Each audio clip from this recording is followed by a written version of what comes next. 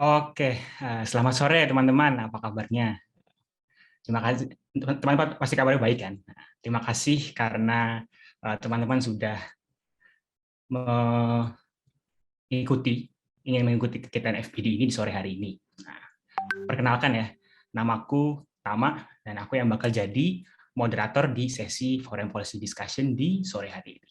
Nah, di sesi Foreign Policy Discussion di sore ini, kita akan mengangkat topik mengenai pentingnya global health diplomacy terhadap pencegahan dan penanganan penyakit-penyakit NCD atau non-communicable disease. Oke, di sesi Foreign Policy Discussion di sore ini akan dimulai dengan penjelasan apa itu non-communicable disease itu sendiri, kemudian juga kita akan menggabungkan konsep global health diplomacy dengan NCD itu sendiri. Kemudian juga kita akan menjelaskan mengenai peran WHO serta G20 dalam mendorong global health diplomacy dalam kerangka pencegahan dan penanganan NCD. Nah, sebelum kita mulai masuk ke sesi pemaparan materi di sore hari ini, kita mulai dulu dengan berdoa, teman-teman. Berdoa dengan kepercayaan masing-masing dimulai. Oke, untuk sebelum pemaparan materi, kita akan diberikan sepatah dua kalimat dari Ibu Prestri kita, yaitu Helen, untuk mengawali sesi Foreign Policy Discussion di sore ini. Untuk Helen, the time is yours. Silakan Helen. Baik, thank you Tama for the floor. Selamat sore teman-teman semua. Terima kasih sudah meluangkan waktu untuk menghadiri Foreign Policy Discussion kita yang pertama pada sore hari ini. I'm excited to have an interesting and of course interactive discussion between all of us. Maka dari itu untuk Foreign Policy Discussion pada hari ini seperti yang telah Tama sudah jelaskan tadi, we are going to discuss about the importance of health diplomacy in tackling and preventing non-communicable diseases or NCDs for short. Jadi di sini aku harap teman-teman can have few key takeaways dari pemaparan pada sore hari ini, and I hope you guys can engage in discussions between every single member involved in the discussion, dan juga aku harap kalian dapat partisipasi aktif sehingga nanti kita bisa menghasilkan sebuah diskusi yang juga substantif dan menambah tentunya ilmu dan juga pandangan kita terkait dengan topik global health infrastructure. Baik, mungkin itu aja dari aku kembalikan ke Tama. Oke, terima kasih Helen atas kata sambutan yang sangat bagus. Oke, mungkin kita bisa berikan tepuk tangan dulu untuk kata sambutan dari Prestri kita, Helen. Oke. Sebelum kita masuk ke pemaparan materi, aku mau memperkenalkan dulu nih guys, pemateri kita pada hari ini. Nah, namanya adalah Salsabila Altaf. Nah, dia itu jadi salah satu stafnya R&D di FBCI. Untuk Salsabila Altaf, time and floor are yours. Silakan. Thanks Tama atas perkenalan singkatnya dan juga kesempatan yang telah diberikan. Halo teman-teman semua, saya Salsabila Altaf atau biasa dipanggil Bila. Di sini aku akan menjadi pembawa materi pada sesi FPD sore ini. Pada kesempatan kali ini, kita akan membahas mengenai the importance of health diplomacy in tackling and preventing non-communicable disease, atau kita bisa menyebutnya juga sebagai penyakit tidak menular. Sebelum memulai pembahasan kita mengenai health diplomasi dalam menghadapi NCD ini, kita akan mengintip sedikit nih, apa saja yang akan dibahas pada sesi FPD kali ini. Bisa tolong next slide. Seperti yang kalian lihat pada layar, di sini kita akan membahas terlebih dahulu background atau sejarah dari health diplomasi serta NCD itu sendiri. Kemudian, kita akan membahas urgensi dari keduanya dan bagaimana keduanya bisa saling terkait. Yang terakhir, kemudian juga sebelum nanti kita akan membahas diskusi dengan trigger question kita akan membahas upaya global health diplomasi itu sendiri sebelum COVID-19 dan setelah COVID-19. Well, kita mungkin mulai dari penjelasan NCD dulu ya. Mungkin di sini ada yang masih tidak terlalu paham dengan penyakit tidak menular atau NCD. Bisa next slide.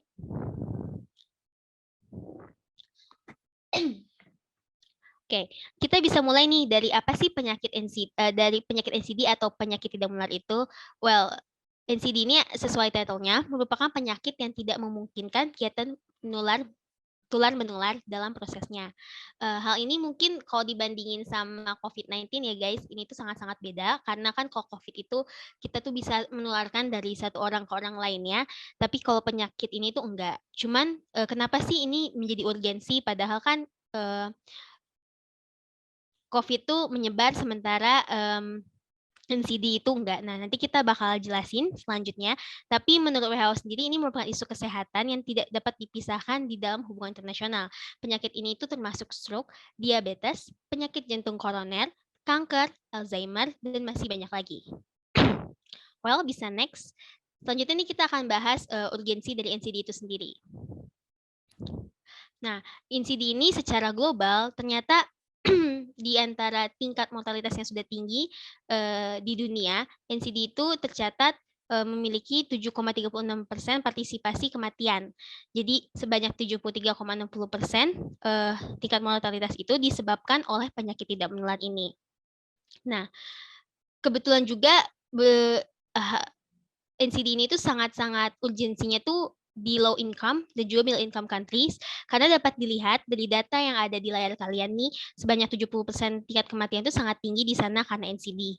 Nah, lalu bagaimana nih untuk Indonesia sendiri? Nah, untuk Indonesia sendiri itu telah memakan korban jiwa sebanyak 1.365.000 jiwa. Nah, ini cukup banyak ya guys karena ternyata berarti kita setelah melihat data-data ini mulai menyadari nih, oh ternyata NCD itu atau penyakit tidak menular itu sangat membahayakan ya, terutama karena ini terjadi di berbagai negara.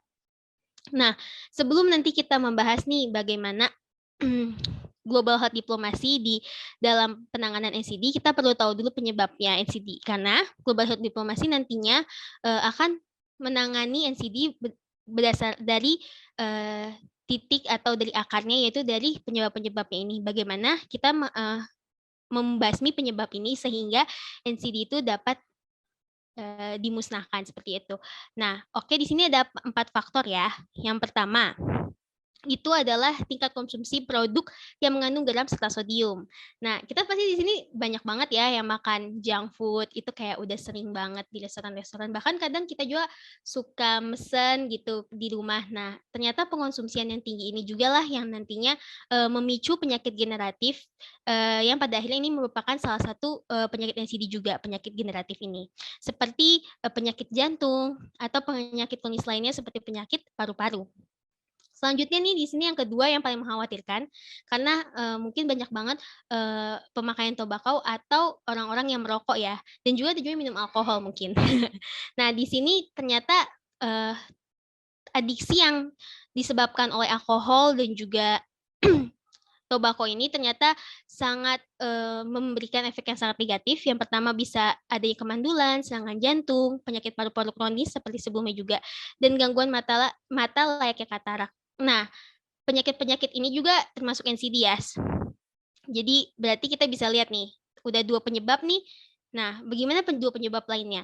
Nah, yang ketiga itu ada diet yang tidak sehat. Nah, kalau kita pasti di sini memikirkan diet itu untuk kesehatan pastinya, untuk lebih sehat atau menguruskan badan. Nah, tapi ternyata adanya diet ekstrim inilah yang membahayakan kesehatan. Terutama ini beresiko dengan eating disorder, guys. Nah, eating disorder ini akan menyebabkan metabolisme tubuh melemah, sehingga nih orang-orang yang diet tidak sehat ini akan mudah terkena penyakit-penyakit NCD. Seperti itu. Yang terakhir, di sini ada kurangnya aktivitas fisik. Well, di pandemi ini pasti kita terbatas banget ya untuk pergi kemana-mana, itu pastinya takut untuk terkena COVID dan sebagainya. Nah, ternyata ini tuh sangat membahayakan dan mengkhawatirkan karena kurangnya aktivitas fisik. Menurut National Center for Chronic Disease Prevention and Health Promotion, ada efek sampingnya yaitu pada heart disease, diabetes tipe 2 serta kanker. Nah, itu kan juga merupakan penyakit NCD ya guys. Jadi 4 penyebab inilah yang nanti kemudian akan menjadi fokus utama global health diplomasi. Well, next slide.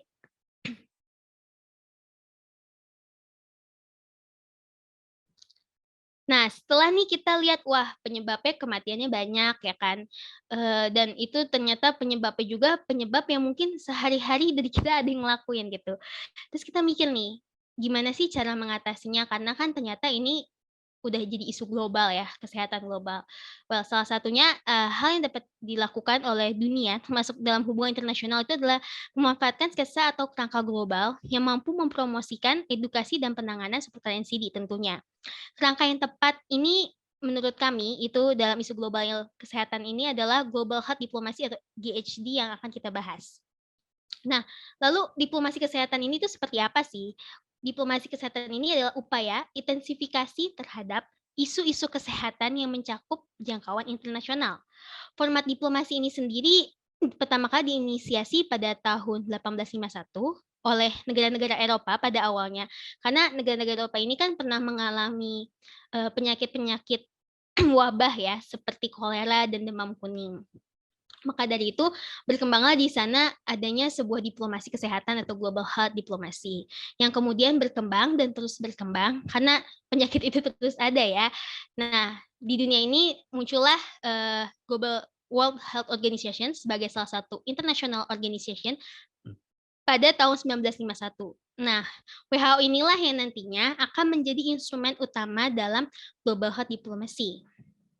Nah, WHO ini akan menjadi platform esensial untuk mempromosikan dan menegosiasikan kolektif publik atas isu-isu kesehatan global, termasuk tentunya NCD. Fitur WHO ini diharapkan mampu memberi ruang publik yang tidak hanya komprehensif seputar NCD, tapi juga bisa mencanangkan program atau sekiranya meminimalisir efek samping NCD di ruang foreign policy tentunya. Di WHO sendiri, NCD dianggap sebagai isu SDG atau Sustainable Goal Development dalam cabang Health and Well-being. WHO juga telah merelasikan perannya akan NCD lewat Global Action Plan. Nah, Global Action Plan ini bakal kita bahas selanjutnya. Gimana sih Global Action Plan ini dilakukan atau dilaksanakan. Yang pasti, Global Action Plan ini isinya nantinya akan membahas mengenai pentingnya peran pemerintah dalam menanggapi isu NCD, serta substansi kerjasama, program, regional, internasional untuk mendukung upaya internal maupun domestik dalam penanganan NCD. Nah, sejalan dengan WHO juga, yang memiliki tujuan untuk mewujudkan SDG melalui penanganan NCD, G20 juga telah menginternalisasikan isu NCD dalam Leader Declaration 2019. Well, kita selanjutnya bakal membahas dulu nih peranan WHO sebagai salah satu instrumen global health diplomasi di dunia ini. Next slide.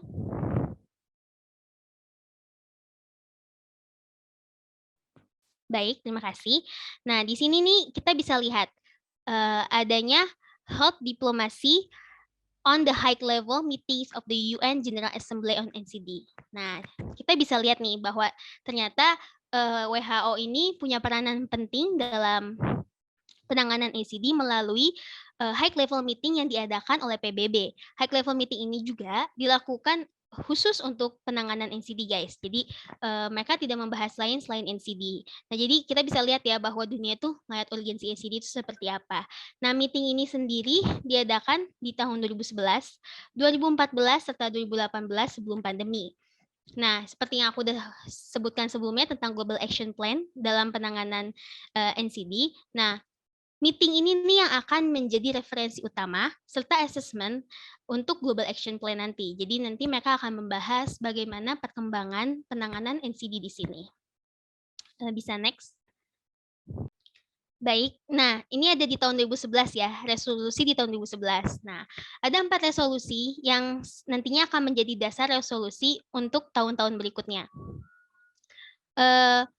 Kita di sini cuma melihat 4 ya, walaupun sebenarnya di resolusinya itu begitu banyak program ataupun kata-kata, namun kami telah istilahnya mensamerikannya menjadi 4 program yang penting, yaitu Tobacco Control, WHO Global Strategy on Diet, WHO Global Strategy to Reduce the Harmful Use of Alcohol, dan yang terakhir the Production and Marketing of Food. Nah, untuk Tobacco Control sendiri, ini kan kita bisa lihat namanya juga ada tobacco ya. Berarti di sini adanya policy mengenai pengurangan tobacco. Jadi di sini mereka mengimplementasikan dalam pengurangan tobacco dengan memberikan beberapa persyaratan dan pemakaian tobacco.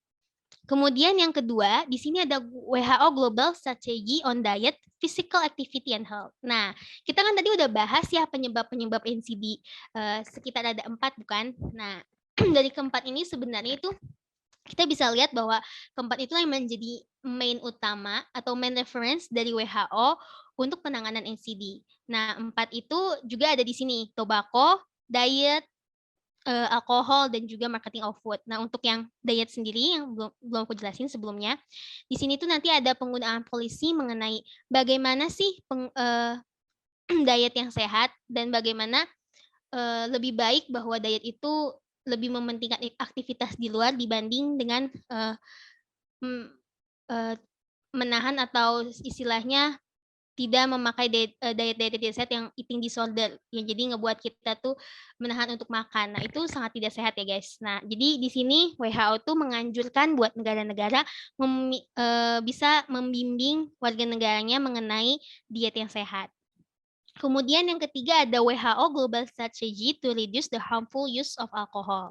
Nah, yang ketiga ini seperti judulnya alkohol. Berarti kita di sini WHO terlihat bahwa dia ingin mengurangi penggunaan alkohol.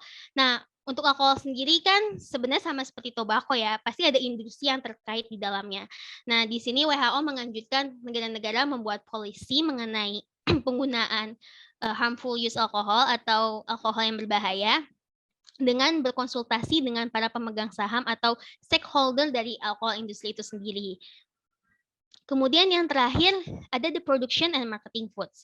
Production and marketing food ini sendiri agak sedikit kompleks karena dia terdapat beberapa saran policy dari WHO. Namun kita bisa meringkas sedikit bahwa isinya adalah rekomendasi pemasaran makanan dan minuman non-alkohol kepada anak-anak.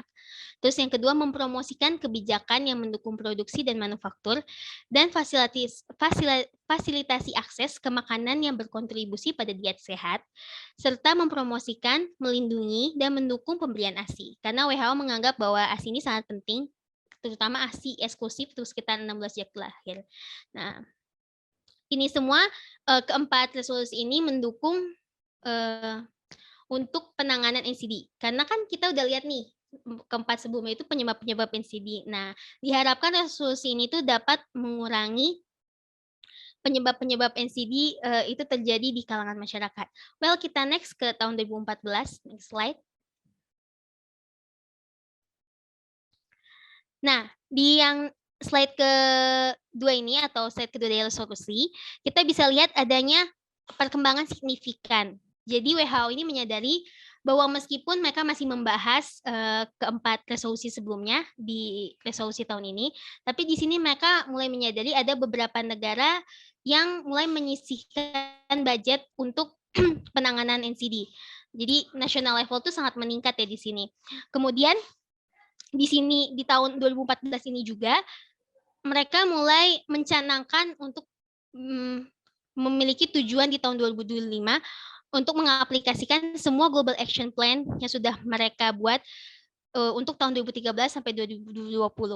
Nah, yang terakhir, setelah mereka melihat nih, national level tuh udah banyak beberapa negara yang sudah mulai berkembang dan menyadari pentingnya NCD. Nah, di sini mereka mulai mencoba ranah ke international commitment, di mana mereka bekerja sama dengan WTO. Nah, di WTO ini apa sih hubungannya? Jadi di sini mereka mencanangkan kepada WTO untuk membuat sebuah agreement di mana mereka akan melindungi kesehatan publik seperti itu. Jadi ternyata ini tuh bisa terlihat ya bahwa komitmen dari penanganan NCD itu harus dilakukan tidak hanya oleh international organization saja, tapi juga negara, dan juga nantinya kita akan membahas beberapa forum yang mungkin harus membahas NCD di dalamnya. Jadi global health diplomacy itu sangat luas ya, dapat dilakukan oleh beberapa aktor. Next. Di sini di tahun 2018 ya, 2018 ini mungkin gak beda jauh dari tahun-tahun sebelumnya. Mereka melihat adanya peningkatan dari beberapa negara, walaupun mungkin negara-negara yang paling menonjol itu negara-negara maju ya. Nah, untuk tahun 2018 mereka juga udah mulai mengconsider beberapa penyakit lainnya seperti mungkin HIV yang dapat memperparah penyakit NCD. Nah, untuk 2018 sendiri sebenarnya fokus utama mereka adalah berkontribusi dalam implementasi 2030 Agenda for Sustainable Development. Bisa next slide. Nah, setelah nih kita membahas 3 meeting sebelumnya yang dilakukan WHO di UN meeting, kita mulai berpikir nih kayak ada nggak sih perubahan untuk penyelaksanaan 3 meeting ini? Well, mungkin nggak ada perubahan yang cukup signifikan ya.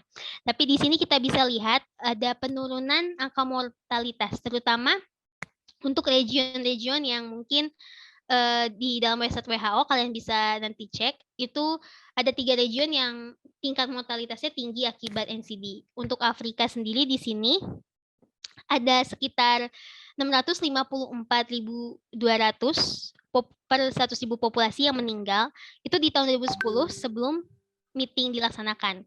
Kemudian setelah meeting dilaksanakan tahun 2018, itu menurun hingga menjadi 593.400.000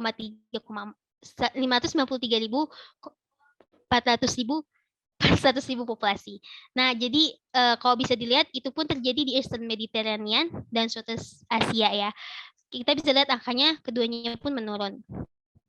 Jadi kita nih dari sini aja nih sebelum masa pandemi kita bisa lihat bahwa global health diplomacy itu memiliki peran yang cukup besar dalam penanganan NCD seperti itu. Karena kita bisa lihat dampaknya pun mulai berkurang setelah global health diplomasi dilakukan oleh WHO di UN meeting. Next slide. Nah, yang terakhir nih kita bakal membahas global health diplomasinya di masa pandemi, yang tentunya ini menjadi suatu hal yang sulit ya, karena kita tahu bahwa masa pandemi itu pastinya orang akan lebih fokus dalam penanganan COVID-19 dan akan mulai melupakan mungkin beberapa penyakit atau isu kesehatan lain. Tapi meskipun begitu kita bisa lihat dulu nih COVID-19 itu kan sudah menjangkit 437 juta orang dan 5 juta diantaranya sudah meninggal. Well, walaupun mungkin orang-orang tetap diam di rumah atau bagaimanapun mereka juga mungkin aktivitasnya berkurang atau sebagainya, ternyata NCD ini tetap terus bertambah karena kan orang terus mungkin melakukan 4 dampak yang sudah kita sebutkan tadi. Nah, karena di tahun 2011 itu ternyata 7-10 orang di dunia ini telah meninggal karena penyakit NCD. Dan 80% diantaranya memang berasal dari low income countries dan middle income countries. Mungkin kita bisa lihat region sebelumnya yang aku sebutin kayak Afrika, Southeast Asia, East Mediterranean gitu. Ketiganya mungkin bisa dibilang menjadi region yang memiliki banyak negara low income ya, sama middle income. Jadi kita bisa lihat bahwa memang ada kesulitan di low income dan middle income countries ini. But next kita akan mulai membahas nih aktor internasional atau tadi kita mungkin akan sebutin WHO, karena kan kita tadi nyebut WHO sebelum pandemi. Nah, gimana nih setelah pandemi keadaannya? Bisa next slide? Oke, untuk yang setelah masa pandemi ini, WHO mulai dari awal sudah memberikan suatu laporan mengenai responding to non-communicable disease during and beyond the COVID-19 pandemic. Nah, berarti kan di sini WHO melihat bahwa NCD ini tetap urgensi loh meskipun ada pandemi. Nah, di sini tertulis bahwa penanganan penyakit harus menjadi satu bagian yang berada di posisi yang sama dengan penanganan COVID semua negara. Nah, dalam laporannya ini WHO itu memberikan beberapa rekomendasi, seperti sebelumnya emang WHO ini suka memberikan rekomendasi ya. Yang pertama, meneliti dan menentukan dengan cepat dan baik layanan penting macam apa yang terkait dengan penanganan COVID maupun NCD. Yang kedua, meningkatkan dan memudahkan pelayanan diagnosis dini dengan orang yang terjangkit penyakit NCD maupun COVID. Yang ketiga, memastikan kesehatan dan perlindungan sosial terhadap COVID maupun NCD. Yang keempat, meningkatkan kesadaran penduduk tentang hubungan antara COVID-19 dan NCD. Yang kelima, menempatkan komunitas yang rentan sebagai fokus nomor 1 dalam mengurangi NCD maupun COVID. Yang terakhir, menekankan semaksimal mungkin penggunaan teknologi. Jadi di sini intinya mereka itu berusaha untuk membuat seluruh negara sadar bahwa NCD itu tetap penting di masa pandemi, dan penanganannya itu tidak boleh istilahnya dinomor-duakan dengan COVID, jadi harus disamaratakan. Kemudian, lalu setelah laporan ini, kita bisa mulai berpikir bahwa ini kan baru tahun sekarang, gimana untuk tahun nantinya? Sebenarnya WHO ini memiliki kesempatan yang lebih lagi untuk menjadikan global health diplomacy sebagai salah satu penanganan yang tepat untuk NCD, karena WHO mempunyai peranan penting agar bisa menciptakan iklim diplomasi antar negara dari berbagai kepentingan dan ideologi yang berbeda, serta menghasilkan sebuah konsensus kuat dalam pencegahan dan penanganan NCD. Maka dari itu, kontribusi WHO ini sangat diperlukan ke depannya. Kita bisa menarik lagi nih, WHO ini mempunyai kesempatan apa saja sih? Nah, di sini yang pertama, WHO ini memiliki kesempatan untuk memastikan semua negara menempatkan kebijakan penanganan NCD selaras dengan strategi respon komprehensif terhadap COVID-19. Yang kedua, WHO juga memiliki kesempatan untuk memastikan semua negara memiliki pengetahuan atau referensi mengenai program Badan Kesehatan PBB untuk mengatasi NCD yang disebut intervensi Best Buy. Best Buy ini merupakan seperti kayak panduan standar gitu, dan dia itu dianggap sebagai panduan yang strategis WHO untuk pembuatan kebijakan yang mengatasi NCD. Kemudian yang terakhir tentunya seperti yang udah kita sebutkan sebelumnya, bahwa WHO ini kan memiliki tujuan di SDG ya di tahun 2018. Nah, SDG kan itu sampai tahun 2030. Nah, diharapkan nih setelah pandemi pun WHO tetap berfokus pada hal itu, di mana mereka bisa mereduksi dalam sepertiga populasi kematian NCD seperti itu.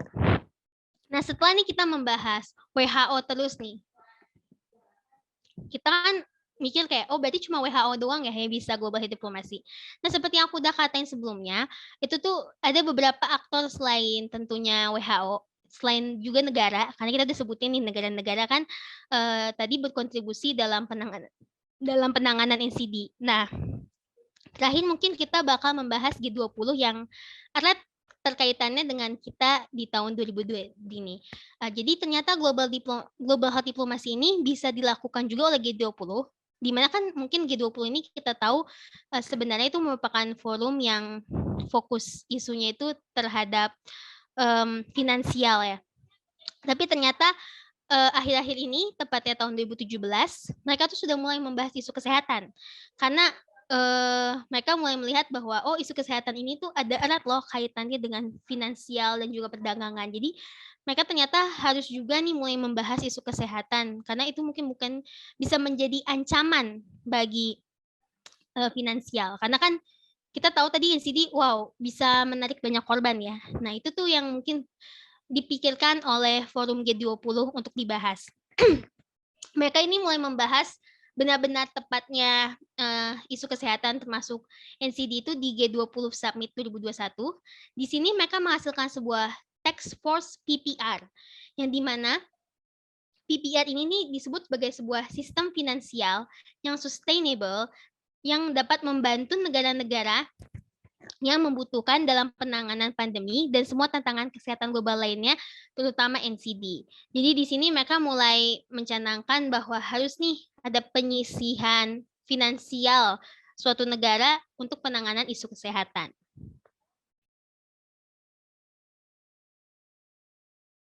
Next slide. Lalu setelah kita lihat nih, wah berarti G20 ini bisa ya bahas isu kesehatan. Well, itu bisa banget, terutama kita nih ngelihat tema nih dari tahun ini, terutama di Indonesia. Melihat tema dari G20 di Indonesia yaitu Recover Together, Recover Stronger, serta pilar dari G20 tahun ini yaitu Global Health Architecture. Bukan sebuah harapan yang salah jika kita semua nih mengharapkan negara-negara di dunia mulai membahas isu kesehatan, bukan hanya pandemik saja, namun juga NCD. Indonesia sebagai chairman G20 di tahun ini dan sebagai negara yang dihormati ekonomisnya harus bisa mendorong tiap negara agar bisa mewujudkan semangat dari tema dan pilar yang ada agar kegiatan diplomasi kesehatan atau global health diplomasi dapat menangani kasus kematian yang sudah memprihatinkan ini.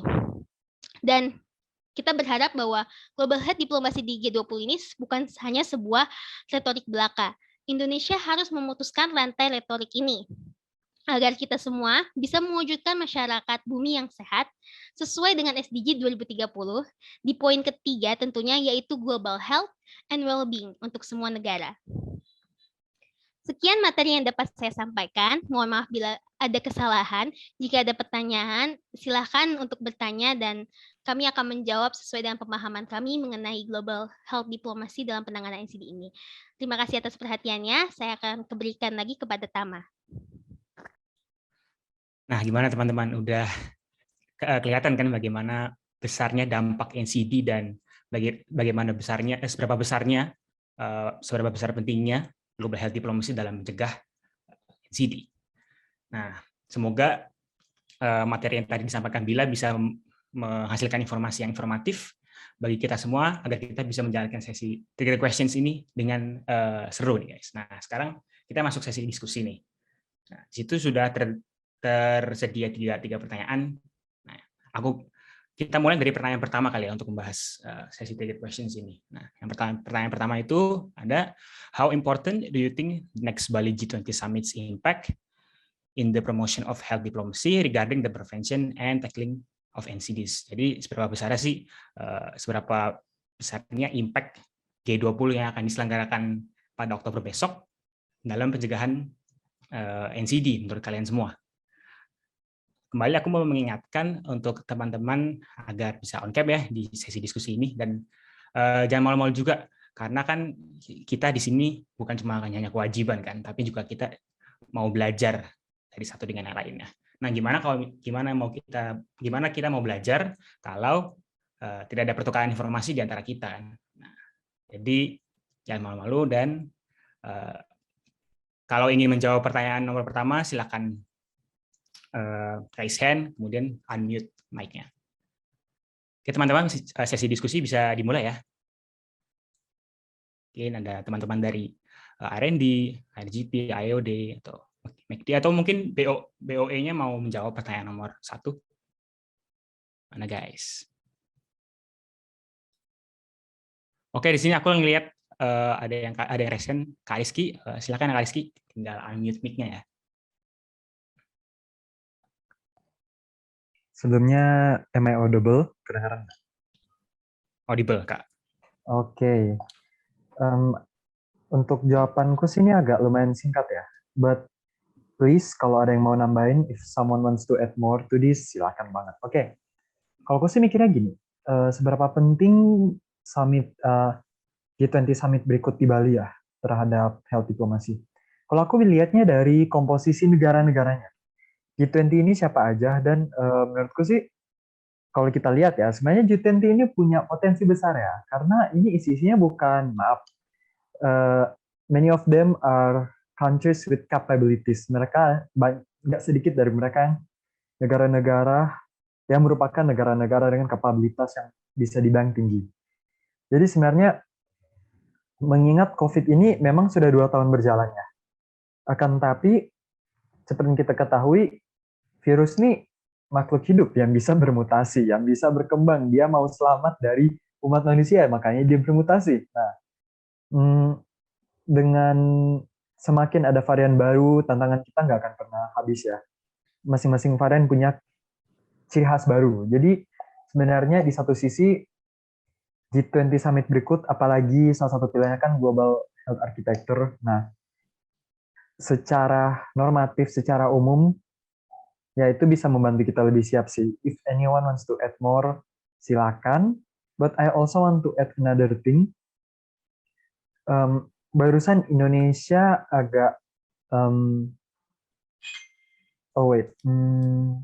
barusan Indonesia agak-agak dilirik oleh WHO untuk membantu produksi vaksin ya. So I think here, if anybody wants to comment, wants to oppose my opinion, tapi di sini kita bisa agak mempromosikan, bisa agak berdiplomasi tentang kapabilitas baru kita nanti. Ya, I think that's all from me. Thank you. Oke, thank you Kak Rizky atas pendapatnya mengenai, ya benar ya, kapasitas dari negara-negara G20 itu sangat tinggi ya. Mungkin ada yang mau berdiplomasi lagi mengenai pertanyaan nomor pertama. Apakah ada yang mau menjawab pertanyaan nomor pertama dari teman-teman sekalian? Tadi kan udah dari apa divisi R&D nih, Karisi kan dari divisi R&D. Mungkin dari divisi lain, ARGP atau IOD atau MACD atau BOE lainnya. Silakan. Oke, aku mau dengerin dong pendapatnya dari Felix mengenai pertanyaan nomor pertama. Gimana, Lex? Menurut kamu gimana, Lex, tentang pertanyaan nomor pertama? Oke, mungkin Felix masih mengalami keeroran dalam sistemnya ya. Mungkin aku mau menambahkan dari pendapatnya Kak Rizky mungkin ya. Mengenai kapasitas nih, Kalau misalnya kita lihat negara-negara G20 itu kan berkaitan dengan NCD ya. Negara-negara G20 itu penyumbang orang yang mendapat NCD sebanyak 70% di dunia. Jadi pasti itu negara-negara itu udah berpengalaman dalam bidang ini. Karena pasti kan kalau misalnya negara-negara G20 itu penyumbang NCD terbesar di dunia, maka pasti mereka akan membuat kebijakan, policy, dan lain-lainnya. Nah, dari kebijakan policy yang sudah dibuat itu, menurut aku negara-negara lain yang di dalam maupun di luar G20, menurut aku bisa banget sih belajar dari pengalaman-pengalaman yang ada di pengalaman-pengalaman yang G20 itu punya, negara-negara G20 itu. Menurut aku sih itu segitu tambahannya. Mungkin nomor 1 ada yang mau menambahkan opini lagi? Oh ya, Dava Sakila aku udah raise hand, silakan ya, unmute aja. Maaf sebelumnya apa suaranya terdengar? Terdengar, Dava. Oke, terima kasih. Ini menurut aku kalau ditanya apakah penting atau bagaimana kadar pentingnya itu pasti tentu penting ya, karena kalau kita lihat data apa yang sudah aku baca di internet, jumlah kematian dari penyakit tidak menular ini cukup tinggi dari jumlah keseluruhan, yaitu lebih dari 60% di dunia. Maka dari itu penting adanya pembahasan ini. Aduh, maaf ini berisik banget ya, atau masih terdengar? Oh, nggak, dengar. Ya, terima kasih. Jadi mungkin dari Dava apa bisa yang... mikir. Oh, oke. Silakan. Oke. Silakan. Kemudian dari apa yang saya udah lihat juga, kebanyakan negara itu lebih untuk pengobatan dibanding kayak pencegahan. Jadi di sini saya berpikir bahwa kenapa sih kita lebih aware ketika itu memang sudah terjadi gitu. Jadi saya tidak tahu negara-negara lain seperti apa, tapi sebaiknya memang kita tuh lebih aware ketika kita memang harus mencegah. Apalagi dari dampak ini, dari adanya penyakit tidak menular ini, dengan tingginya penyakit tersebut, ini akan mempengaruhi ekonomi. Menurut saya bukan ekonomi yang mempengaruhi seberapa buruk kesehatan masyarakat, tapi seberapa buruk kesehatan masyarakat itu bisa mempengaruhi ekonomi. Kalau kita lihat lagi seperti contohnya tadi ada beberapa negara yang tinggi akan tingkat penyakit ini, itu seperti Afrika dan lain-lain, itu bukan karena memang negara tersebut miskin kemudian rentan akan penyakit tersebut, tapi karena karena tingkat penyakit itu tinggi dan sebuah pencegahannya kurang, maka dari situ ekonominya pun akan terhambat, karena ketika tingkat penyakitnya tinggi akan ada penurunan kapasitas dari sumber daya masyarakat tersebut juga. Maka dari situ saya bisa berkata bahwa harusnya pembahasan ini lebih ke preventifnya, lebih ke pencegahannya seperti itu. Apalagi di nanti merespon dari pendapat Kariski dan Tama mengenai pembahasan di G20, mungkin di pembahasan tersebut juga bisa lebih dibahas seperti apa yang sudah dilakukan di Indonesia seperti Posyandu atau Posbindu gitu-gitu, dan survei juga sudah mengatakan bahwa workshop ataupun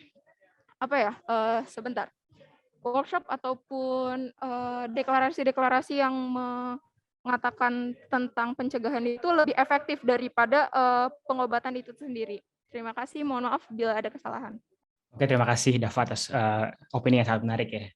Dava juga tadi aku dengar point out tentang pembahasan dampak ekonomi terhadap negara-negara yang berpendapatan sedang maupun kecil. Nah, itu ada hubungannya sama nomor 3 sih sebenarnya. Cuman kita bakal ngebahas itu nanti di nomor 3.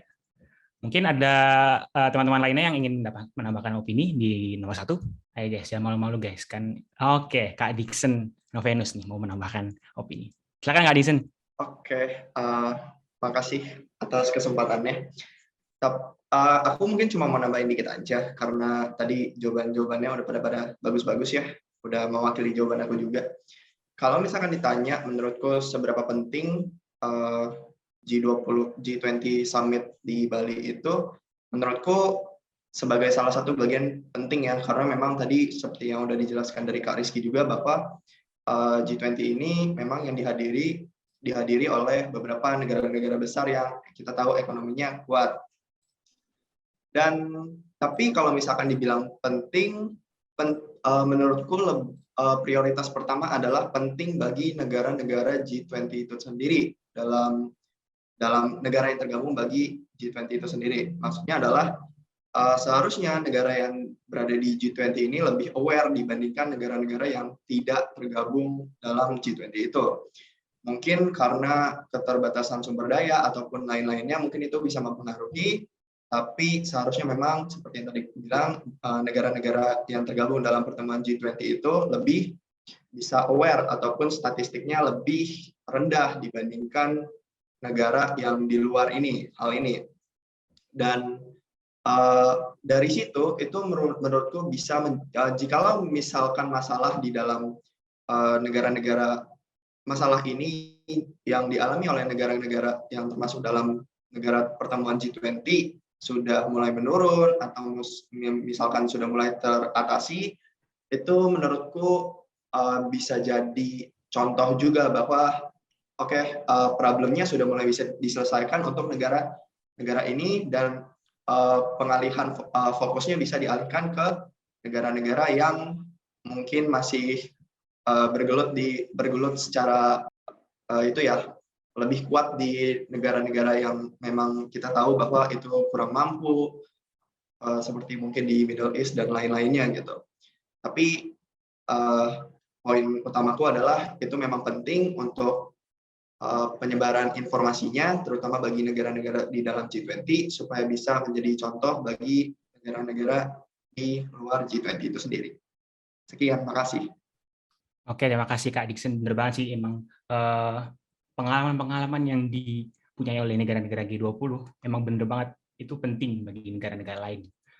Nah, mungkin aku bakal ngejelasin dikit kali ya. Mungkin selain NCD, negara-negara G20 itu juga melawan sebuah tantangan yang dinamakan oleh aging societies atau masyarakat menua.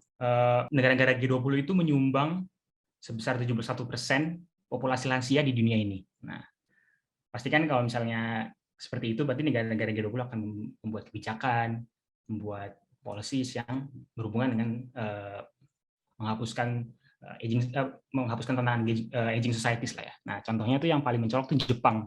Jepang itu dengan program long term care insurance-nya LTCI, dia itu bisa ngebuat life expectancy-nya populasi Jepang dari yang tahun 90 itu masih 70, sampai sekarang tuh tahun 2019 itu life expectancy-nya tuh bisa naik jadi 85 tahun untuk lansia pria maupun lansia perempuan. Nah, contoh-contoh kegiatan ini kan yang kebijakan ini kan yang bisa dicontoh oleh negara-negara lain kan. Nah, sama seperti NCD juga, kebijakan-kebijakan NCD di negara G20 itu bisa ditiru sama negara dalam G20 maupun di negara di luar G20 seperti itu. Mungkin teman-teman lain ada yang mau menambahkan? Ya, mungkin Felix, silakan.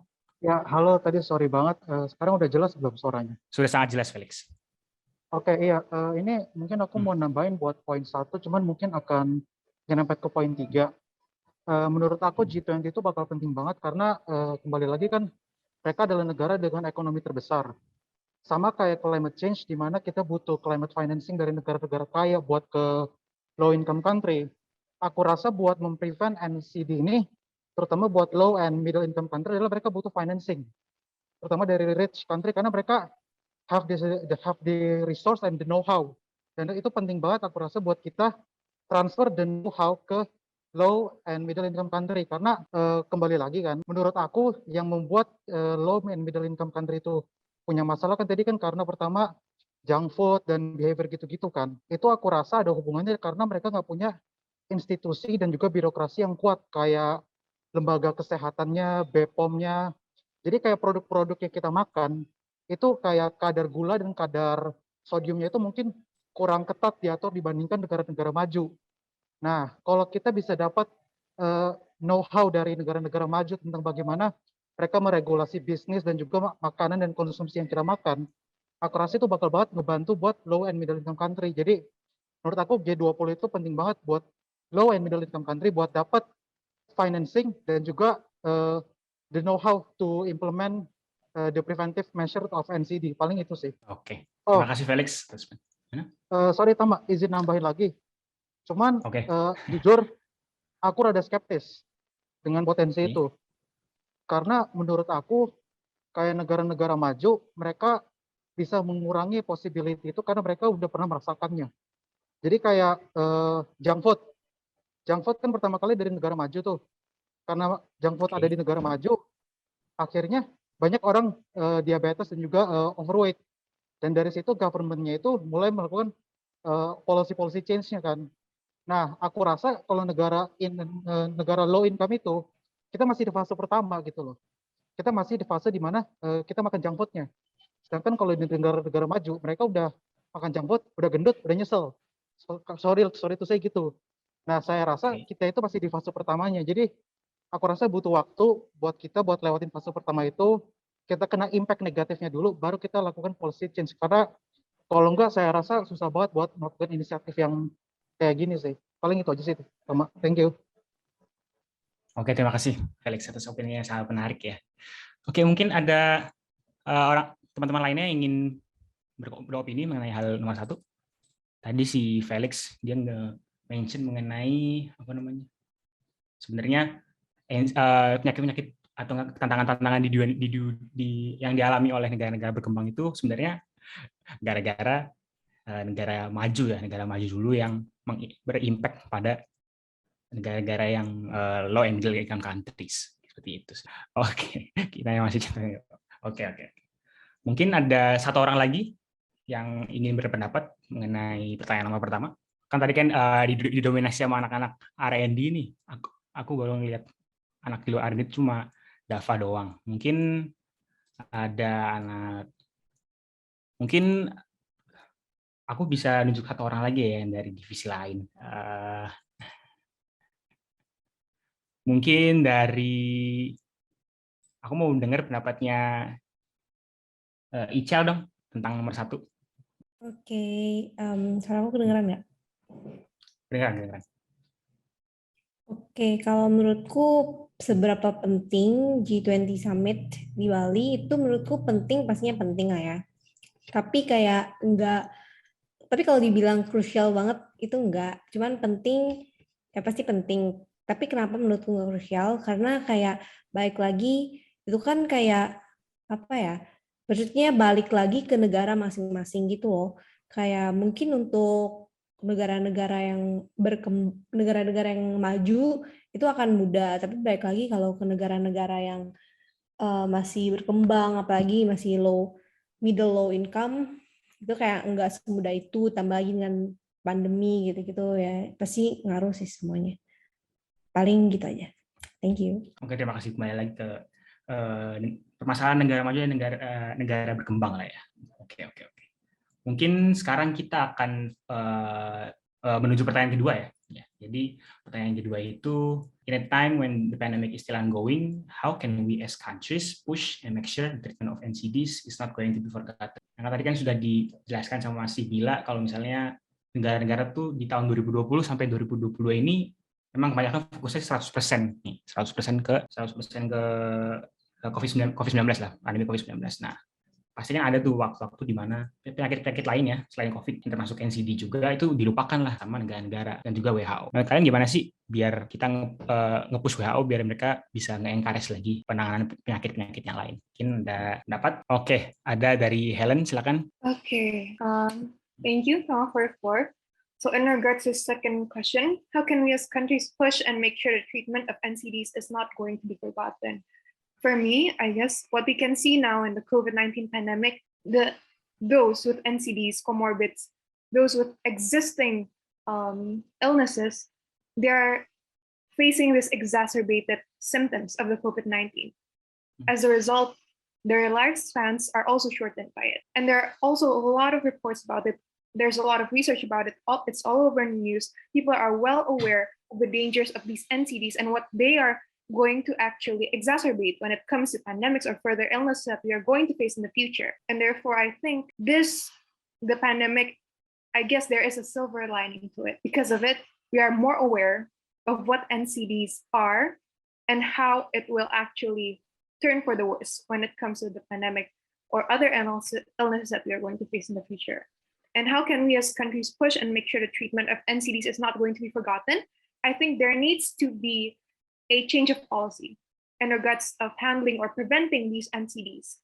And exactly how or which focus should we take? I think personally, in my opinion, correct me if I'm wrong or if there are any other opinions in regards of this, I think we need to take policies to prevent NCDs to be focused on the younger generation. So I have read on several articles in regards of tobacco bans in New Zealand. I believe they decided to ban, or they are planning to ban cigarettes for the future generations. So those who are born after 2008 will not be able to purchase or actually use tobacco. Same thing with Malaysia as well. So I think this is a small step towards the correct direction where we are focused on the youth. So we are not going to forget that the treatment of NCDs is not to be forgotten, but it is to be kept in mind to see for the long term as well. So I think, it is going to be to make sure that it's not going to be forgotten, is going for policy changes that is focused on the youth for the long run, and also to make sure that in the future, when we face other pandemics, endemics, whatever it is, regardless, we are going to have the society that has a sense of security in terms of health, because we already have the younger generations at least have the safety net, these policies that are going to protect them in regards to the future. That is all. Oke, thank you.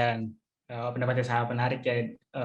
Emang persentase morbid itu sangat tinggi ya kalau misalnya kita melihat COVID-19. Pasti itu ada hubungan lah penanganan COVID-19 dengan NCD, karena emang kebanyakan orang-orang meninggal itu emang gara-gara komorbid, dan komorbidnya itu emang dari penyakit-penyakit yang terjangkit, penyakit-penyakit yang termasuk dari NCD tersebut. Nah, makanya emang sebenarnya penanganan pandemi COVID-19 dan penanganan NCD itu memang harus bersinergi lah dalam satu recovery plan yang sama di setiap negara. Makanya setiap country itu harus nge-push WHO biar mereka ngasih rundown untuk tiap negara agar mereka bisa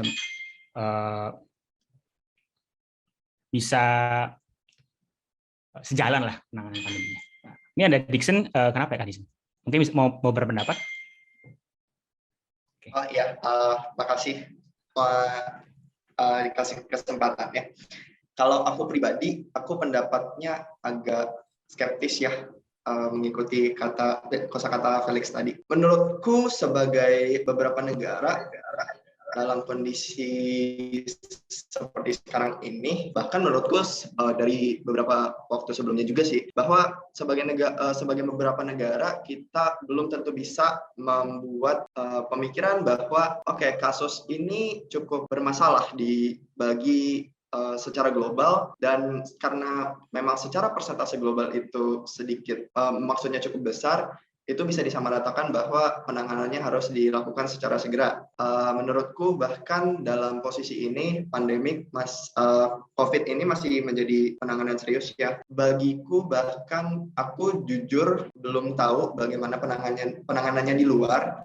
Tapi di Indonesia sendiri kita menghadapi COVID ini masih bisa dibilang bahwa banyak sekali orang yang belum mendapatkan vaksin pertama, bahkan vaksin pertama dan kedua, even kita sekarang masih rebutan untuk mendapatkan booster juga. Jadi menurutku untuk beberapa negara masing-masing kurang bisa di-push dalam kondisi seperti ini, karena masing-masing negara mempunyai permasalahannya sendiri secara kesehatan maupun secara ekonomis. Baik, mungkin ini mungkin nggak bermaksud untuk terlalu menjelek-jelekkan, tapi mungkin ada beberapa negara di luar sana yang mungkin sebagai failed states atau fragile, bahkan yang masih berkesulitan untuk memikirkan makanan sehari-hari, mungkin mereka ataupun lain-lainnya, ataupun permasalahan kesehatan lainnya yang lebih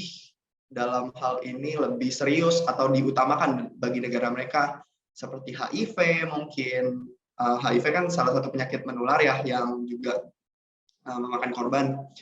Jadi menurutku, balik lagi poin utamaku adalah kalau misalkan untuk di-push, itu ada pertimbangan sulitnya karena memang masing-masing kondisi negara berbeda. Tapi kalau misalkan make sure supaya ini tidak dilupakan, mungkin ada baiknya bahwa ini menjadi topik rutinitas yang perlu dibawa dalam pembahasan isu-isu kesehatan lainnya di ajang event internasional lainnya. Terima kasih. Oke, terima kasih Kak Disin atas pendapatnya. Mungkin sekarang Kak Rizky bisa open mic. Oke, sebentar. Aku terhalang dengan background. Oke.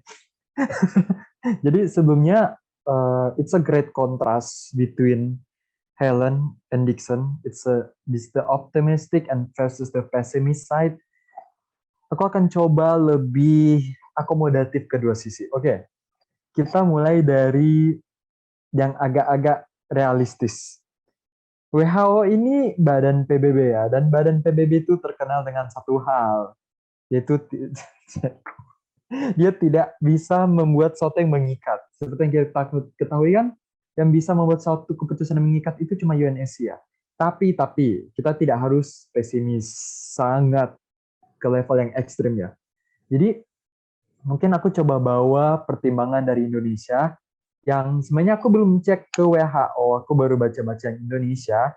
Kalau memang belum ada, great, tambah ilmu. Kalau maksudnya kalau udah diberitahukan oleh WHO, oke, good. Kalau belum, ya tambah-tambah ilmu aja di antara kita. Oke. So, for the G20 presidency preparation, Indonesia itu udah mempersiapkan fasilitas kesehatannya. Salah satunya adalah bed occupancy rate, penyiapan jumlah kasur atau fasilitas di rumah sakit dalam penanganan COVID. Tapi apa yang ingin aku highlight di sini, pemerintah tuh bagi berapa persen untuk COVID, berapa persen untuk penyakit lain. Karena kita ketahui kan, maaf nih, orang-orang yang ke rumah sakit tuh bukan cuma yang COVID, ada yang kanker, diabetes itu kan NCD semua ya. Nah, di sini berarti mungkin kalau belum ada, WHO bisa membuat peraturan semacam itu sebagai rekomendasi. Kalau belum, ya gitu, bisa jadi pertimbangan buat mereka untuk membuat guidelines. Tapi ada hal satu lagi yang aku highlight adalah, sebenarnya kita harus sadar satu hal. NCD ini bermacam-macam. Mungkin diabetes itu, ya, dia sama-sama NCD dengan kanker. Tapi keduanya itu penyakit yang lumayan berbeda jauh ya. Kanker mungkin bisa disembuhkan, diabetes itu penyakit seumur hidup. Diabetes itu penanganannya salah satunya insulin, kanker itu penanganan salah satunya adalah kemoterapi dan other things related to drugs, obat-obatan. Jadi sebenarnya di sini mungkin ini akan agak nabrak 1 dan nomor 3 juga ya, tapi intinya we have to make sure, menyambung juga dari pernyataan Helen tadi, kalau kita butuh awareness ya.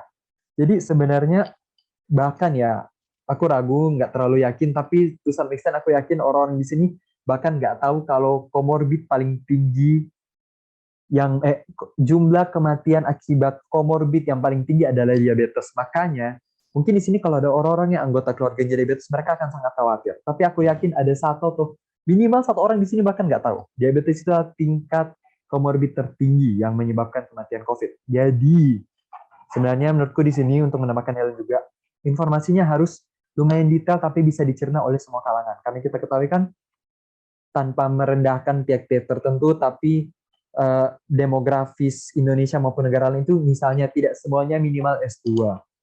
Jadi ada orang-orang yang bilang membaca bahasa-bahasa tertentu, mereka butuh bahasa yang mudah dicerna. Jadi informasinya perlu ekstensif, perlu lengkap, tapi perlu mudah dicerna. Gitu. So maybe that's all from me.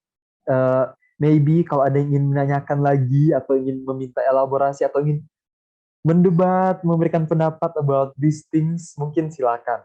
Ya, silakan. Terima kasih moderator. Kembali ke moderator. Oke, terima kasih Kak Rizky atas pendapatnya ya.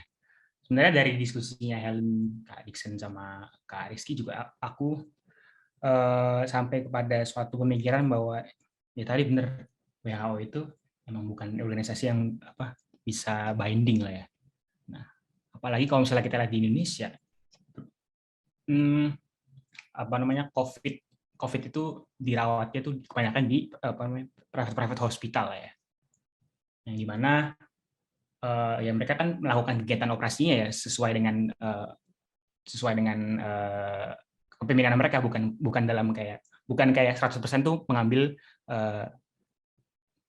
suruhan perintah dari negara. Nah, jadi sebenarnya kalau misalnya kita pikirkan lagi, jadi sebenarnya WHO itu ada kekuatannya nggak sih sebenarnya untuk nge-push negara-negara itu? Mungkin ini jadi pertanyaan yang bisa dijawab. Apakah WHO emang tidak sekuat itu dalam mungkin Felix mau ngomong? Felix? Halo, suara gua kedengeran nggak? Karena takutnya ini suara background-nya keras. Kedengeran.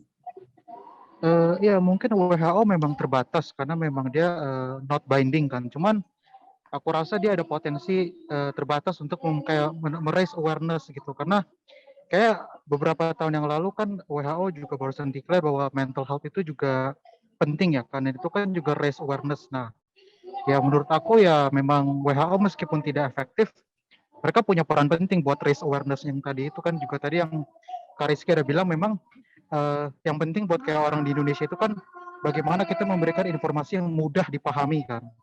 Dan aku rasa di situ WHO juga punya peran penting buat memberikan informasi dan juga kayak menginformasikan dan mengedukasi publik gitu, dan publik dalam hal ini ya dunia internasional. Menurut aku ada potensi memang, tapi memang bisa lebih efektif apabila memang itu legally binding sih. Iya benar banget. Emang kalau misalnya lebih efektif kalau misalnya itu legally binding. Oh ya, sekarang ada Arvel yang sedang raise hand. Mungkin mau berpendapat di nomor 2? Silakan. Okay. Is my audio audible? Or any? Audible. Audible, yeah.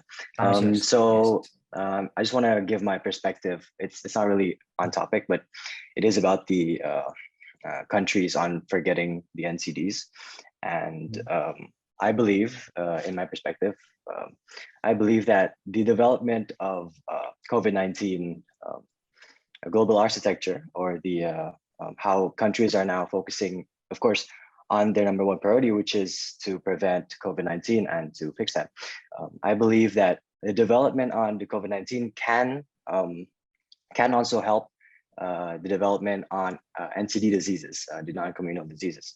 Like, for example, the vaccines now, the COVID vaccines are now switching to an mRNA method, which is the messenger RNA, which they use a different method than conventional vaccines.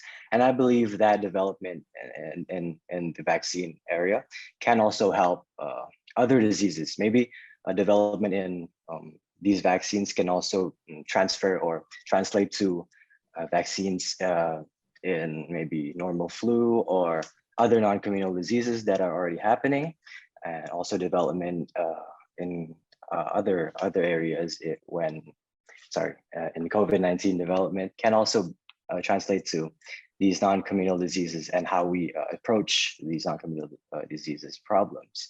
That's just my perspective on this. This is not much. I know it's not as heavy as Kahelen or Felix's discussion, but that is my take on whether or not NCD should be forgotten. I don't think so, but I believe these two can coexist, or these two can be collaborating with each other, so we can also prevent all of these health problems. Of course, that is my take on it. Thank you. Back to you. Thank you, Alfred. Okay, thank you, Alfred. The opinion is benar, again. You should not be sorry because there is no hierarchy of opinion. Your opinion and Felix's opinion and this kid's opinions are equal, so you shouldn't be sorry. Okay. Ya benar banget tadi kamu bilang kalau misalnya penanganan pandemi itu akan bersinergi dengan penanganan NCD ya, karena emang NCD dan pandemi itu COVID-19 dan dengan NCD itu emang berhubungan. Karena ya tadi komorbid itu sangat banyak diderita oleh orang yang menderita COVID juga, seperti itu. Mungkin kita akan switch ke pertanyaan ketiga ya, pertanyaan terakhir.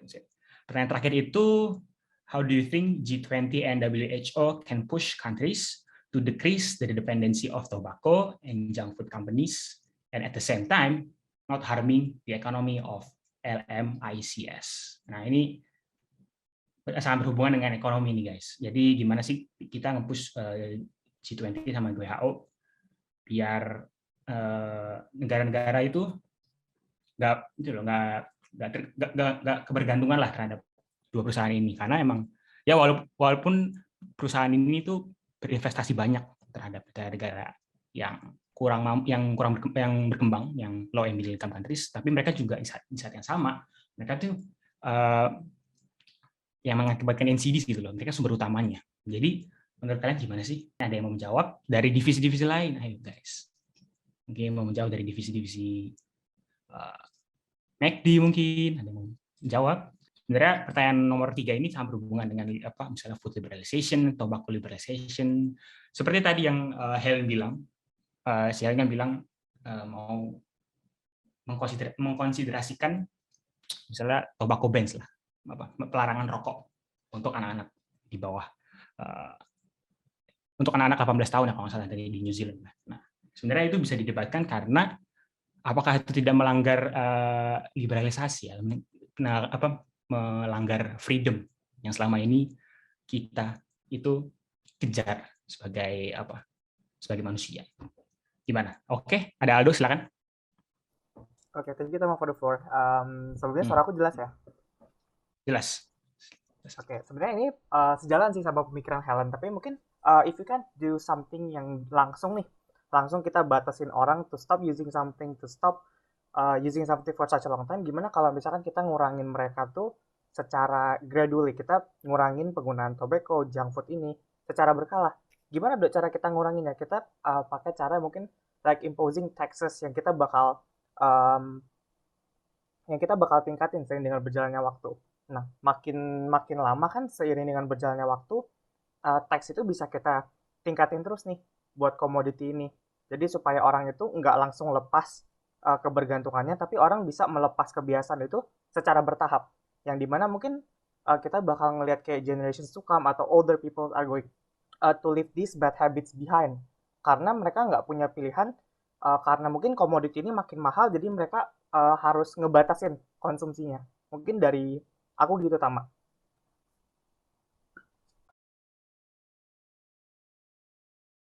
Oke, terima kasih Aldo atas opininya. Aldo lebih menekankan pada gradual tax ya. Jadi tax yang secara perlahan agar negara-negara yang berkembang, negara-negara yang low and middle income countries tidak terlalu tiba-tiba lah ya dalam penyetopan investasi terbesar mereka, yaitu di tobacco dan di junk food companies. Oke, aku di sini melihat Kak Juan. Silakan di-unmute Kak Juan. Oke, thank you, Tama. Untuk pertanyaan nomor 3, sebenarnya aku lebih pengen bahas ini sih, kayak peran G20 sama WHO. Sebenarnya mungkin ini dari sisi realis aja ya. Karena kan di sini G20 sama WHO itu bukan aktor negara ya. Jadi mungkin kalau dari aku sendiri mungkin ngelihatnya agak susah sih kalau G20 sama WHO bisa mendorong negara untuk bebas dari tobacco atau junk food. Karena ya tadi seperti yang dari bahas sebelumnya, WHO itu non-binding, jadi ya kembali lagi ujung-ujungnya meskipun WHO sama G20 ngeluarin pernyataan atau ngeluarin kebijakan justru kan balik lagi ke negara ya. Ditambah apalagi ini bahasnya low and middle income countries. Seperti Indonesia aja yang middle income countries, kan kita masih dependent sama industri rokok ya dari pajak. Itu kan bakal lumayan susah kalau kita mau lepas dari industri rokok, kecuali ya bisa tadi yang kayak Aldo bilang, kita gradually coba pelan-pelan. Cuman di satu sisi juga Indonesia juga perlu pikir, bukan Indonesia sih, maksudnya negara yang pengen lepas dari tobacco juga perlu mikir, kalau misalnya kita lepas dari industri ini, apa yang bakal jadi main income kita? Itu bakal jadi next question sih mungkin. Sebagai gantinya itu bakal apa? Karena kan anggap aja kita buang kita ganti main income kita nggak sama apa, kita masih nggak tahu kalau kita pengen coba bebas dari tobacco. Terus selain itu juga kita mesti mikir ini sih dari sisi masyarakatnya sendiri. Kan tobacco ini salah satu bahan adiktif ya. Kita kayak agak susah. Padahal kita udah pemerintah udah coba kasih tahu kalau bahan-bahan tobacco itu nggak baik, tapi ujung-ujungnya buktinya sekarang masih aja ada orang-orang yang konsumsi bahan-bahan zat-zat adiktif tersebut bagian dari tobacco. Nah itu juga bisa jadi salah satu concern sih, di mana kita mau bebas dari bahan-bahan ini, tapi di satu sisi masyarakat juga agak susah. Bahkan kan kalau orang merokok itu kan di kotaknya juga ada bahayanya ya, tapi tetap aja orang-orang beli rokoknya terus dikonsumsi. Nah itu kan juga salah. Jadi gimana ya? Jadi perlu yang diperhatikan kalau memang kita mau bebas dari yang namanya tobacco itu. Itu sih kalau dari aku. Thank you. Oke, makasih Kak Juan atas pendapatnya ya. Ini bikin kesan ya kalau misalnya nggak ada perusahaan tobacco dan junk food companies ya main income negara berkembang, negara kecil apa gitu. Oke, mungkin pendapat lain dari anak-anak B25 mungkin, karena aku lihat di sini yang aktif anak-anak B24 dan B23 doang, yang B25 baru Arvel nih yang mau berpendapat. Kayak misalnya Alia, Syamira mungkin, Teana mungkin mau berpendapat mengenai hal ini. Nggak apa guys, nggak usah malu-malu guys. Kan kita juga belajar juga. Mana guys? Ya, aku boleh.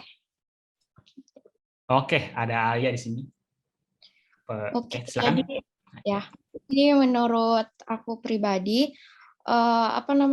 meskipun kita kesannya agak skeptis ya sama usaha pengurangan tembakau ini reduksinya, kayak meskipun lumrah tapi nggak bisa kita normalisasi gitu, harus kita gunakan aspirasi publik. Kita harus membangun kolektif publik supaya kalau misalnya kita ngasih kayak tadi kata Kak Rizky, informasi yang mendetail tapi mampu diserap, orang-orang bakal punya kolektif gitu. Lewat kolektif itu kita olah kolektifnya menjadi aspirasi, sehingga pemerintah meskipun ya kecil kemungkinan akan mendengar kita gitu,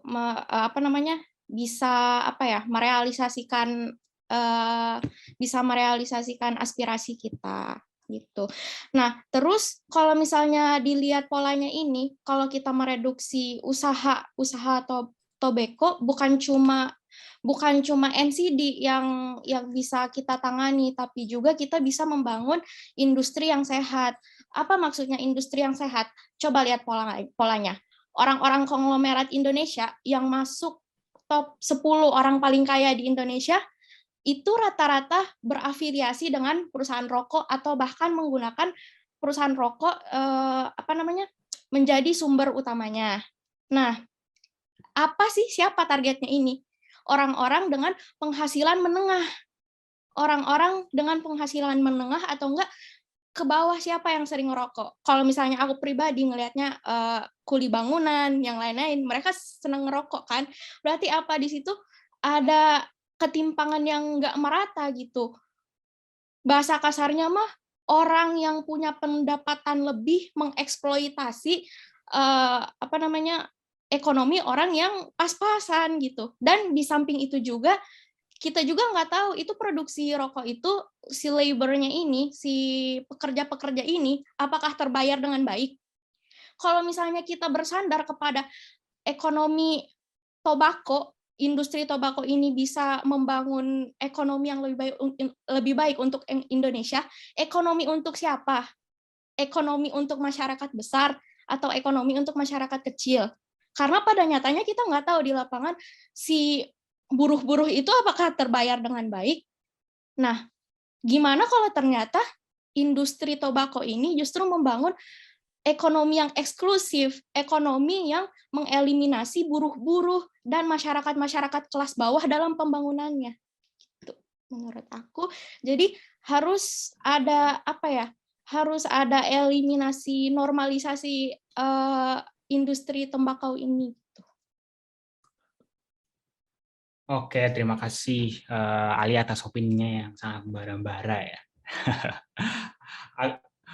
Aku lihat intinya itu sebagai kamu ngomong misalnya ada eksploitasi lah dari negara. Kalau misalnya dalam konteks ini negara besar ke negara kecil. Nah, dalam hal misalnya tobacco yang junk food companies. Kamu tadi juga ngomong tentang eksploitasi lah ya, eksploitasi labor dan lain-lain. Cuman kalau misalnya mengenai misalnya ya equal pay labor lah ya, itu topik for another day lah ya.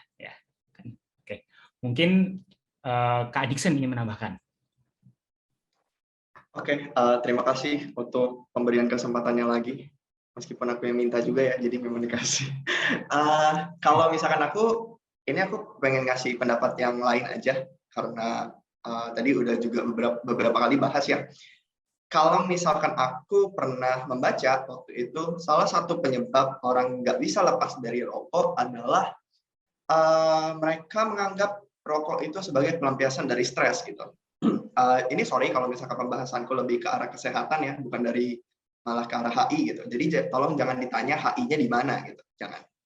Karena aku udah disclaimer dulu. Nah, jadi itu maksudnya adalah ketika kita menghirup rokok, jadi ada semacam teknik pernapasan di mana kalau misalkan kita mungkin pernah dengar ya, kalau misalkan lagi stres, tarik nafas dalam-dalam terus buang gitu. Nah, itu pernah aku baca bahwa pola ini itu juga serupa dengan ketika kalian menghisap rokok gitu. Jadi otak itu membaca bahwa itu respon yang sama ketika kalian mencoba untuk menghilangkan stres tersebut. Makanya rokok itu bisa menjadi adiktif. Kalau yang pernah aku baca itu begitu. Jadi salah satu alasan mengapa rokok itu masih digunakan atau digunakan mungkin ya, digunakan oleh orang-orang itu tidak selamanya sebagai bentuk eksploitasi dari atas ke bawah, tapi karena memang sebagai salah satu pelampiasan stres dari kalangan manapun ya, baik dari kalangan bisnismen maupun sampai kalangan yang menengah ke bawah. Dan jadi kalau misalkan ditanya sebagai institusi ataupun pertemuan internasional sebagai tahap G20 ataupun WHO untuk mengurangi dependensi terhadap tobacco maupun junk. Kalau itu aku bahasnya fokus ke tobacco ya. Kalau junk food itu aku kurang mendapatkan informasi, mempunyai informasinya. Tapi kalau misalkan itu aku lagi-lagi agak skeptis. Aduh, aku orangnya skeptis banget. Bahwa kalau itu memang bisa diperjuangkan dalam beberapa pembicaraan internasional ya, tapi lagi-lagi itu sebagai jawaban retorika itu kembali lagi ke orang lainnya mungkin ya, dan mungkin kita sebagai orang individu itu bisa mencari salah satu, karena berkaitan dengan pembahasan aku sebelumnya, kita perlu mencari salah satu pelampiasan stres yang lain yang lebih positif dibandingkan hanya menghisap rokok gitu.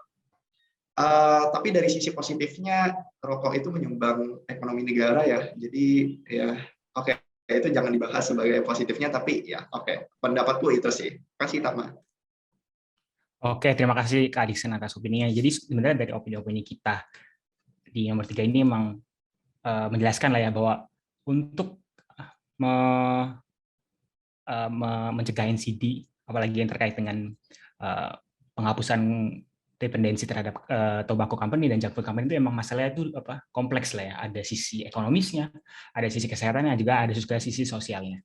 Dan ini emang menjadi tugas ya dari WHO dan G20, apalagi G20, karena mereka masang tema yaitu Recover Together, Recover Stronger, dan mereka juga mempunyai salah satu pilarnya Global Health Architecture. Nah, disinilah tugas-tugas negara inilah ya, tugas-tugas negara ini sebagai negara-negara yang capable untuk menyelesaikan masalah ini tanpa menghasilkan retorik-retorik belaka. Seperti itu, teman-teman.